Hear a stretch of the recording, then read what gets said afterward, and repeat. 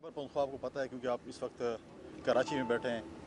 इस वक्त जो हालात हैं वो सबके सामने हैं, चाहे वो इकनॉमिकल क्राइसिस पूरे मुल्क में है, खैबर पख्तूनख्वा में भी है। लॉ एंड ऑर्डर की सिचुएशन जो है इस वक्त खैबर पख्तूनख्वा की कोई इतनी अच्छी नहीं है। आपने देखा कि पिछले दिनों एक जज का अगवा हुआ, फिर लगी सीमेंट फैक्ट्री पे भी एक हमला हुआ, फिर हमारे कस्टम इंटेलिजेंस के छः हमारे भाई एक दिन शहीद हुए, दो दूसरे दिन शहीद हुए।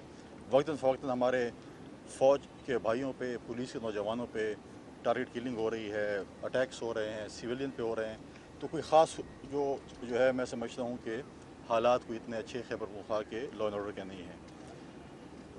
मेरी तैनाती और मेरी कोशिश, मैंने पहले दिन भी कहा था हल्फ लेने के बाद कि मेरी कोशिश होगी कि मैं सूबे और मरकज़ के दरमियान पुल का किरदार अदा करूँ, उनको नज़दीक रहूँ, दूर न करूँ। क्योंकि अगर ये दूरियाँ होंगी और खैबर पख्तूनख्वा और मरकज़ में आपस में टेंशन होगी या नफ़रतें होंगी या दूरियाँ होंगी, तो उसमें सबसे ज़्यादा जो सफ़र करेंगे वो खैबर पख्तूनख्वा की आवाम करेगी। न वफाकी हुकूमत करेगी, न सूबाई हुकूमत करेगी, बल्कि खैबर पख्तूनख्वा की आवाम करेगी। फिर 5 साल पीछे रह जाएंगे। तो मेरी कोशिश होगी कि मैं खैबर पख्तूनख्वा की आवाम का वकील बनूँ, इस्लामाबाद में उनका मुकदमा लड़ूँ, हमारे जो जायज़ मुतालबात हैं वो अपने प्रॉपर फोरम पे बात करके उनके लिए लेके आऊँ, ताकि हमारे सूबे में तरक्की हो। फॉर्मर फाटा में जो हमने कमिटमेंट की है उस पे जो है जो हमने उसको ऑनर करें। जो दहशतगर्दी के ख़िलाफ़ जंग है उसमें अपने सिक्योरिटी फोर्सेस के नौजवानों को, अपने पुलिस को सपोर्ट करें, उनके मोरल को जो है बुलंद करें। और साथ साथ जो हमारे इकनॉमिकल क्राइसिस हैं, साथ साथ हमारे जो सूबे के बकायाजात हैं उनके फ़ोरम्स हैं मांगने के। ये नहीं कि मैं यहाँ पर खड़े होके और या किसी रोड पे खड़े होके भड़क मार दूँ कि मुझे ये पैसे दे दे वरना मैं ये कर दूँगा। नहीं, उनके फ़ोरम्स हैं, उस फ़ोरम्स पे जाके हमने अपना केस रिप्रेजेंट करना है, हमने वहाँ पर जाना है, हमने कहना है कि हमारी चीज़ें हैं, वहाँ पर हमने अपना मुकदमा लड़ना है। मुकदमा लड़ने के लिए अगर आपके पास बेहतरीन वकील होगा तो आप मुकदमा जीत सकते हैं। अगर आपके पास नालायक वकील होगा, वो ऐसा ना हो कि आपकी अपनी चीज़ भी दे के वापस आ जाए। लिहाजा मेरी पूरी कोशिश होगी कि मैं नफ़रत न बढ़ाऊँ बल्कि मोहब्बतें बढ़ाऊँ, और इंशाअल्लाह ताला मेरी भरपूर कोशिश होगी। और मैं अपने यहाँ के मीडिया के दोस्तों को भी दावत देता हूँ कि आप आएँ, खैबर पख्तूनख्वा, पेशावर आएँ, मेरे मेहमान बने। आपका और हमारा बड़ा अच्छा एक ताल्लुक़ रहा है, रहेगा, और आप लोग आए मेरे सर, मेहमान बड़ी बने। मेहरबानी, आपने दावत दी, लेकिन सवाल एक और है कि आपके सूबे के सरबराह इस वक्त जो अली अमीन गंडापुर साहब हैं, उन्होंने कहा है कि बिलावल गवर्नर केपी के लिए गवर्नर हाउस कराची में बना लें या सिंध हाउस में उनको जगह दें। कराची के पार्टी रहनुमाओं को सिंध हाउस में दाखिल नहीं होने दिया गया।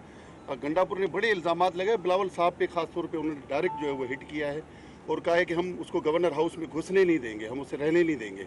तो क्या कहेंगे आप, ये इस तरह की लैंग्वेज? देखिए, अगर एक बड़ी पोस्ट पे छोटे बंदे को बिठा दिया जाए, छोटी ज़िंदगी के बंदे को, तो इससे रिवाज है। देखिए, बिलावल भुट्टो ज़रदारी साहब या मैं या कोई और कंट्रोलर सिंध हाउस के नहीं हैं। मुझे नहीं पता क्या वाक़या हुआ है, किस चीज़ क्यों नहीं हुआ। अक्सर हम भी आते हैं या जाते हैं किसी सूबे में और हमें भी कमरे फुल होता है, कोई चीज़ है, कोई ऐसा वाक़या हो कि सिंध, आप पूरे पाकिस्तान है, हर कोई आज़ाद शहरी है, हम हर जगह जा सकते हैं, हर कोई जा सकता है। मुझे वाक़ये का पता नहीं है, और न जो है बिलावल भुट्टो साहब या मैं जो है उसके कोई कंट्रोलर हैं। और कोई पाकिस्तान में किसी को नहीं रोक सकता कि आप जो है किधर जा सकते हैं, किधर नहीं जा सकते। पाकिस्तान के हर शहरी को, आज मैं जिधर खड़ा हूँ, जिसने ये पाकिस्तान था उसने हर पाकिस्तान के शहरी को हक दिया है। कि केपी में घसीट के लाऊंगा। ये बताइएगा कि आपने अच्छी बात की है कि हुकूक तरीके से मांगे जाते हैं, लेकिन केपीके का वज़ीर आला कहता है कि हमें हुकूक नहीं दिए गए तो हम इस्लामाबाद पे चढ़ाई करेंगे। ये कौन सा मंतक है कि इस्लामाबाद पे चढ़ाई करेंगे? देखें, पहली बात तो ये है कि पाकिस्तान में आइन भी है, कानून भी है।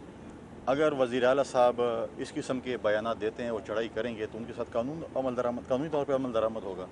तो अगर वो चढ़ाई करेंगे तो फिर मुझे नहीं लगता कि कानून को इजाज़त देगा कि वापस खैबर पख्तूनख्वा जाएंगे। तो फिर कानून को इजाज़त देगा, उन्होंने किसी और घर जाना है। लिहाजा मैं समझता हूँ कि आप एक ज़िम्मेवार ओहदे पे आ गए हैं। अपनी नालायकी और नाअहली और अपनी कोताही छुपाने के लिए अगर आप इसी किस्म के स्टेटमेंट दें तो मैं नहीं समझती कि ठीक है। आपको चाहिए, मुझे बताएं, इस वक्त खैबर पख्तूनख्वा में लॉ एंड ऑर्डर सिचुएशन क्या है, इकनॉमिकल क्राइसिस हैं, सब कुछ है। हमारे सुन्नी इत्तेहाद कौंसिल के भाई हमेशा कौमी असम्बली में और सेनेट में कह रहे हैं कि इजलास बुलाएं, ये सूरत हाल है। मुझे बताएं कि खैबर पख्तूनख्वा की असम्बली का इजलास कितने दिन हुआ है आज तक। उन्होंने बजट भी जो है वो भी गैर कानूनी और गैर आइनी तौर पे जो शॉर्ट टर्म जो उनका बजट था, आर्टिकल 125 के तहत जो उन्होंने कैबिनेट से पास कराया, जो कि निगरान हुकूमत कराती है, वो इजलास नहीं बुला रहे लॉ एंड ऑर्डर सिचुएशन के ऊपर, वो इकोनॉमिकल कर रहे हैं। आज के जो इश्यूज़ हैं जो आपके टी पे बयान करते हैं कि हमारे सूबे के ये इश्यूज़ हैं, उसका एक फोरम है और वो है सूबाई असम्बली। तो क्या आज तक सूबाई असम्बली का इजलास हुआ है? बिल्कुल नहीं हो रहा। उनकी मेजॉरिटी भी है, फिर भी पता नहीं क्यों खाइफ हैं अपने इजलास बुलाने से। तो एक फोरम्स है जो मैंने कहा है, मैंने पहले ही कहा है कि मैं यहाँ खड़े होकर मैं नहीं कह सकता कि वफाक ऐसे कर दे वरना ऐसे। फोरम्स हैं मौजूद हैं जहाँ पर आपको अपने केस लड़ने पड़ते हैं। इस किस्म के केस जो है वो सड़कों पे चौराहों पे नहीं लड़े जाते, अपने फोरम्स पे लड़े जाते हैं। और बिल्कुल मैं समझता हूँ कि मैं कभी भी सूबे और मरकज़ में ऐसी कोशिश नहीं करूँगा कि हमारा केस कमज़ोर हो। मैं अपने केस को मजबूत करूँगा क्योंकि मेरे खैबर पख्तूनख्वा की आवाम का मसला है और खैबर पख्तूनख्वा की आवाम के लिए जो है मैंने पहले भी कहा कि मैं हर सियासी शख्सियत सूबे में जो मौजूद हैं पॉलिटिकल पार्टीज उनके पास जाने को तैयार हूँ ताकि हम इकट्ठे हों और अपने सूबे का केस लड़ें और अपने सूबे में अमन अमान कायम करें। ये फरमा दीजिएगा कि ज़ाहिर एक ऐसे वक्त में कि वाहिद सूबा है खैबर पख्तूनख्वा जहाँ कन्फ्रंटेशन की सूरत हाल है, बाकी में SCM और गवर्नर पे, ऐसी सूरत हाल में आप जैसा कूल माइंडेड आदमी जो है वो जो खैबर अमीन गंडापुर से क्या ज़ाती ताल्लुकात पे उनको कूल डाउन करेगा या फिर आईनी तौर से उनसे निपटने की कोशिश करेगा? देखें, मुझे जो अभी तो थोड़े दिन हुए लेकिन मुझे बैकग्राउंड का भी पता है और कुछ दिन हुए, फिर आगे जाके उसका भी होगा। बेसिकली आप देखें कि इस वक्त वो कुछ चीज़ों को छुपाने के लिए काम कर रहे हैं। जिस तरीके से उन्होंने मैं समझता हूँ कि इमरान खान साहब से गद्दारी करके सीट ली और जिस तरीके से उन्होंने इमरान खान के बड़े करीबी दोस्तों को बड़े तरीके और ऐसे तरीके से हाथ की सफाई के साथ साइड लाइन किया। आज देखिए इमरान खान के करीबी दोस्त कहाँ हैं? नहीं है। तो ये वक्त बताएगा कि उन्होंने क्या हाथ दिखाए थे क्या नहीं किए। देखे ये कुछ अरसे बाद आपको पता चलेगा। और इमरान खान के जो करीबी माजी में आपने देखे होंगे जो उनके दाएँ बाएँ होते थे, आज वो ऐसे समझे कि OSD बने बैठे हुए हैं और साइड पे और वो फ्रंट लाइन पे नहीं आ रहे हैं। हम तो कहते हैं कि आए संजीदा लोगों को आगे आना चाहिए और बात करनी चाहिए।